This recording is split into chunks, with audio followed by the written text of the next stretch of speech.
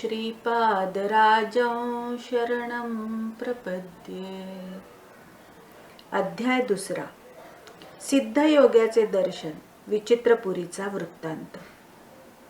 मी मरुत्वमलई या पुण्यस्थळी घडलेल्या रोमहर्षक अनुभवाचे मनन करीत श्रीपाद श्रीवल्लभ स्वामींचे स्मरण करीत पुढील प्रवासास प्रारंभ केला। मार्गात अनेक पुण्यात्म्यांचे, थोर संतांचे दर्शन घेत मी मार्गक्रमण करीत होतो। या प्रवासात आश्चर्याची गोष्ट अशी की काही न मागता भोजन मिळत असे। पांड्य देशातील कदंब वनात जाईपर्यंत माझ्या शरीराचे वजन क्रमाक्रमाने कमी होत होते। आता या प्रांतात अतिजागृत असे शिवलिंग होते।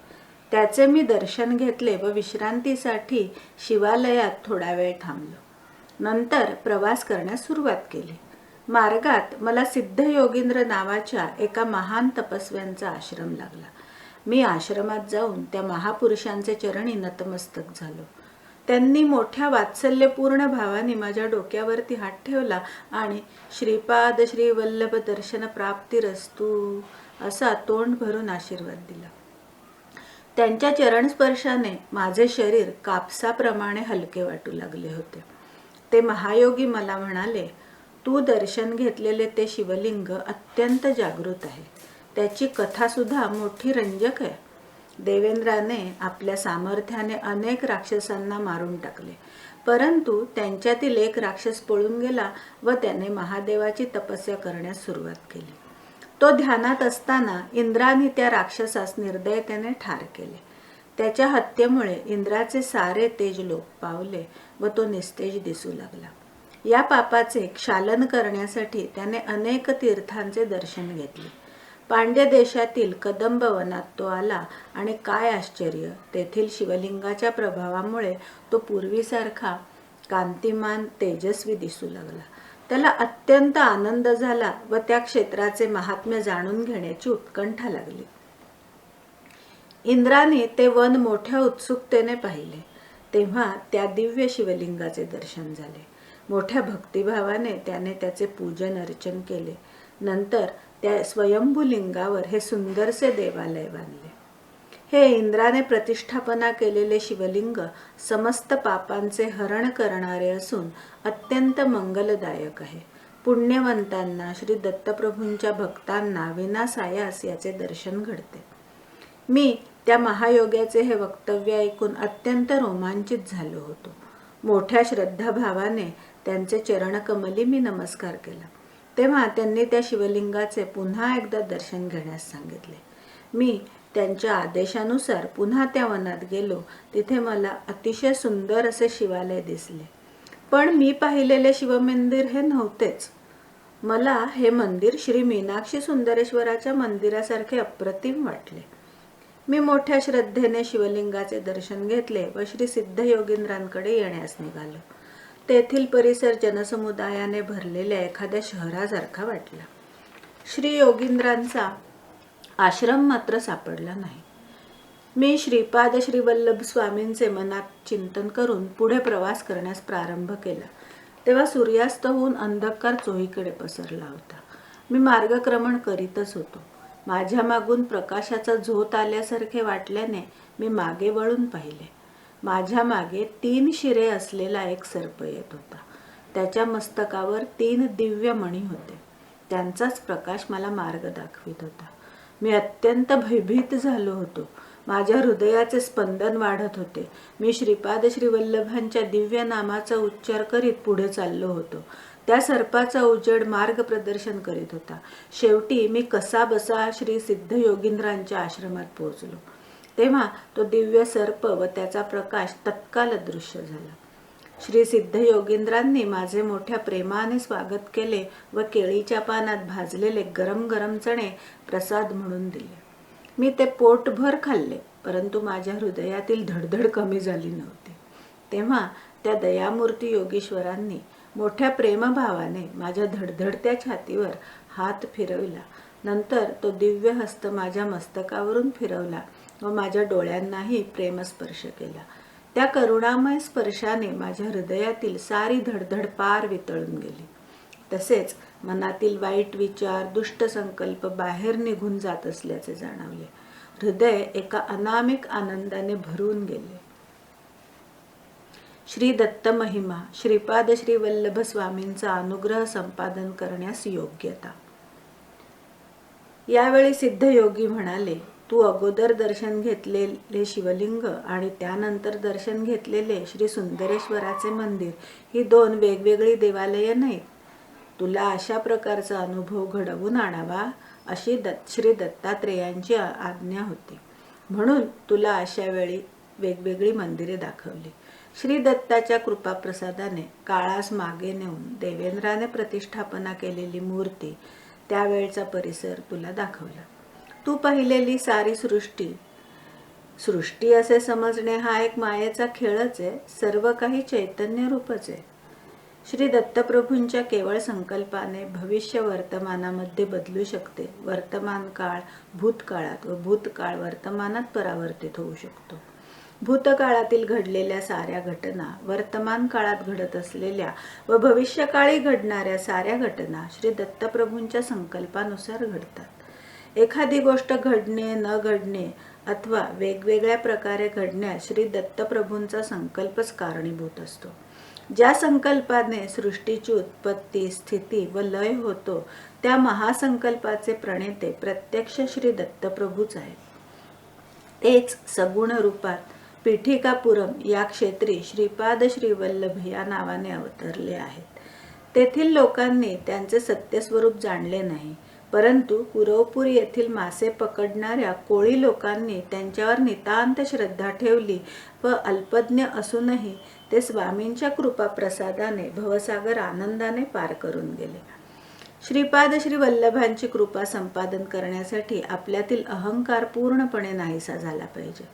ज्या वेळेस आपले हृदय काम, क्रोध, लोभ, मोह, मद, मत्सर या षड्रिपूतून मुक्त होईल, शुद्ध होईल, त्यावेळी स्वामींची कृपा होण्यास मुळीच विलंब लागणार नाही. देवेंद्राने प्रतिष्ठापित केलेले ते शिवलिंग धनंजय नावाच्या एका व्यापाऱ्याने पाहिले. त्याने त्या शिवलिंगाचा महिमा आपल्या देशाचा राजा कुलशेखर पांड्यास सांगितला. ही शिवाज्ञाच मानून त्याने त्या मंदिराचा जीर्णोद्धार केला व तेथे एका नगराची स्थापना करून त्याला मधुरा नगर असे नाव दिले. कुलशेखर याचा पुत्र मलयध्वज आपल्या पित्याप्रमाणेच ईश्वर भक्त होता. त्याने संतान प्राप्तीसाठी पुत्रकामेष्टी यज्ञ केला होता. त्या यज्ञकुंडातून एक 3 वर्षांची अतिशय लावण्यवती कन्या अवतरित झाली. तिला पाहून राजा व यज्ञ करणारे सारे विप्र ऋषीगण अत्यंत आनंदित झाले. ही कन्या म्हणजेच मीनाक्षी देवी. तिचा विवाह पुढे सुंदरेश्वराबरोबर झाला. या विवाहात प्रत्यक्ष भगवान विष्णूंनी कन्यादान केले होते. लग्न सोहळा अत्यंत थाटामाटाने साजरा झाला होता. शिवाच्या जटेमधून निघालेली वेगवती नदी मधुरा नगरीतून वाहत होती व तिच्या परिसरातील प्रदेश अत्यंत सुपीक होऊन निसर्गरम्य झाला होता.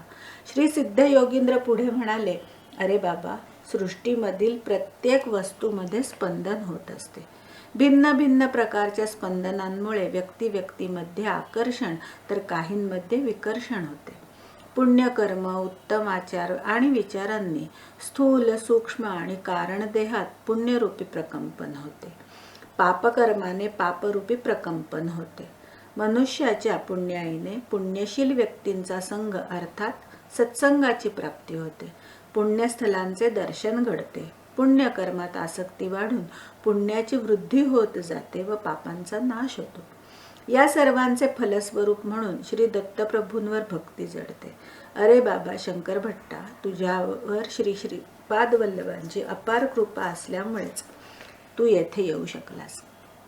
माझ्या सद्भाग्याचे मलाच आश्चर्य वाटत होते. श्री श्रीपाद श्री वल्लभांच्या दर्शनाची तळमळ दर क्षणी वाढत होती. केव्हा एकदा कुरवपुरी जाऊन श्रींच्या चरणी नतमस्तक होईन असे झाले होते. अशा स्थितीतच मला निद्रा लागली होती. दुसऱ्या दिवशी सकाळी उठलो तर आश्चर्याचा धक्काच बसला. मी एका उंचशा टेकडीवरील पिंपळाच्या झाडाखाली होतो. जवळपास कोणी माणसे नव्हती. मी रात्री ज्या सिद्धयोगींद्रांच्या आश्रमात राहिलो होतो तो आश्रम दिसत नव्हता. मला वाटले रात्रभर ज्या आश्रमात राहिलो, श्री सिद्धयोगींच्या वचनामृताचा आस्वाद घेतला, तो एक भ्रम होता काय?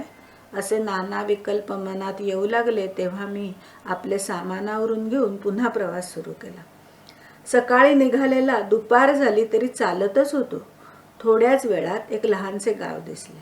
मला अत्यंत भूक लागली होती. मी ब्राह्मणांच्या शिवाय इतर कोणाचे घरी अन्न ग्रहण करीत नसे. त्या गावात एकही ब्राह्मण नव्हता. ते एक गिरिजन लोकांचे गाव होते.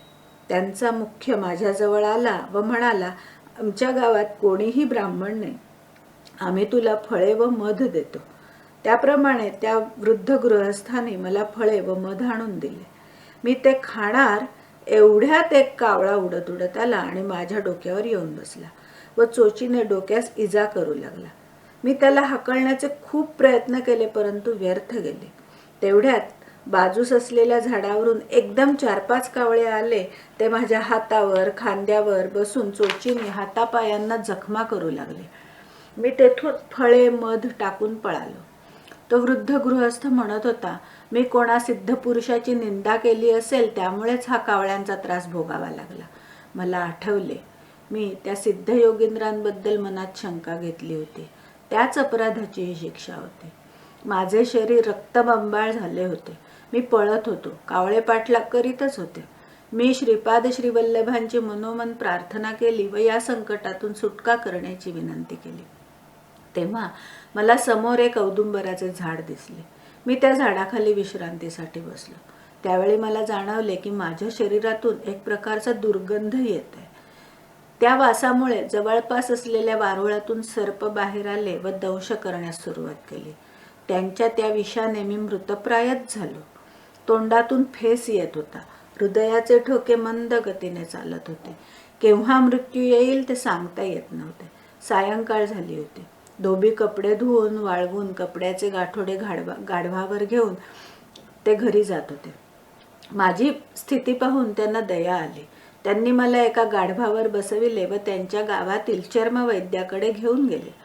त्या वैद्याने वनातील काही मुळ्यांचा रस काढून मला पिण्यास दिला.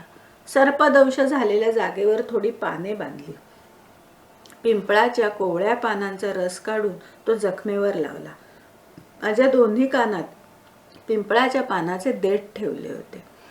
विष जसजसे पिंपळाच्या पानात उतरू लागले तशा तशा वेदना असह्य होऊन मी ओरडू लागलो. विष पूर्ण उतरून गेल्यावर मला बरे वाटले. मी ती रात्र वैद्याच्या घरीच काढली. तो वैद्य श्री दत्तप्रभूंचा भक्त होता. तो रात्रीच्या वेळी आपल्या कुटुंबियांसह मधुर आवाजात दत्तप्रभूंचे भजन गात होता. मी पलंगावर निजलो होतो. त्यांच्या त्या रसभरीत कीर्तन गायनाने माझे हृदय श्री दत्तप्रभूंच्या अनुकंपेने भरून आले होते. त्या वैद्याने केलेल्या उपचारांनी मी पूर्ण बरा झालो होतो. त्याचे हे उपकार कसे फेडावे हे मला समजत नव्हते. भजन संपवून तो वैद्य माझ्याकडे आला. त्याचे नेत्र करुणा रसाची जणू वर्षाच करीत होते. तो म्हणाला, माझे नाव वल्लभदास आहे. मी चर्मकारांचा वैद्य आहे. मी नीच जातीचा असलो तरी मी जाणतो की तुम्ही श्रीपाद श्री वल्लभांच्या दर्शनासाठी निघाला आहात. तुम्हाला कावळ्याकडून त्रास झाला व सर्पदंश का झाला ते सुद्धा मला माहिती आहे.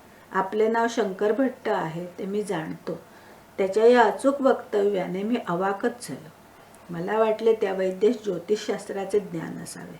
हा विचार मनात येताच वल्लभदास म्हणाला, मी ज्योतिषी नाही, मी पिठिकापुरम म्हणजे पंडितांचे माहेरघर. सांग वेदार्थ सम्राट अशी पदवी मिळवलेले श्री मल्लादी बाप्पांना अवधानुलू यांनी सुद्धा या पुण्यभूमीत निवास केला होता. परंतु हे प्रगाढ वेदज्ञान असलेले पंडित अहंकारामुळे श्रीपाद श्री वल्लभांचे खरे स्वरूप जाणू शकले नाहीत. शुष्क वेदांत अर्थहीन तर्क वितर्क करणारे पंडित श्रीपाद श्री वल्लभांच्या कृपेस पात्र होऊ शकले नाहीत. तुला टोचून जखमा केलेले कावळे हे पूर्वजन्मीचे पिठिकापुरम येथील महाअहंकारी पंडितच होते. त्यांनी आपले जीवन श्रीपाद श्री वल्लभांचे महात्म्य न जाणता आपल्या ज्ञानाच्या अहंकारातच व्यर्थ घालवले. ते मृत्यूनंतर स्वर्गलोकास गेले.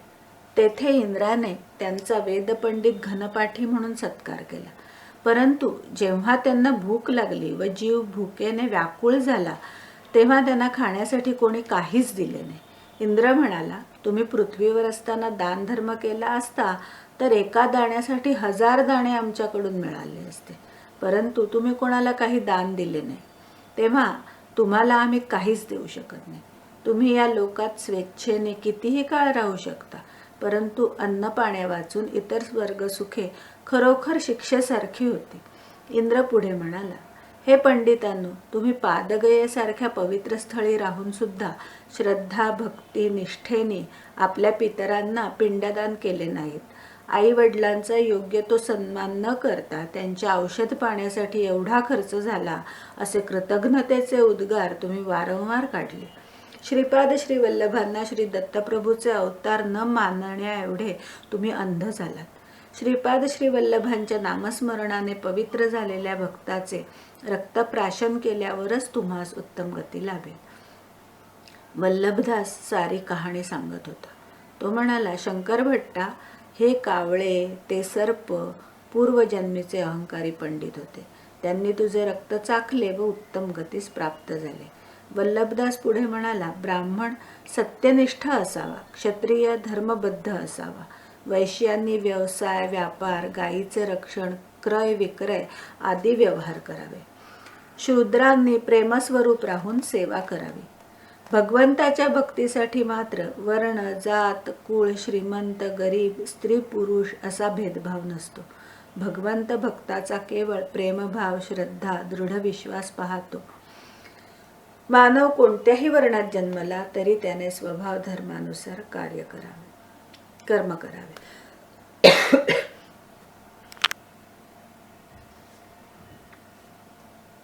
वल्लभदास पुढे म्हणाला, तू लहान असताना विष्णुमूर्तीचे ध्यान श्लोकाचे पठण करीत होतास.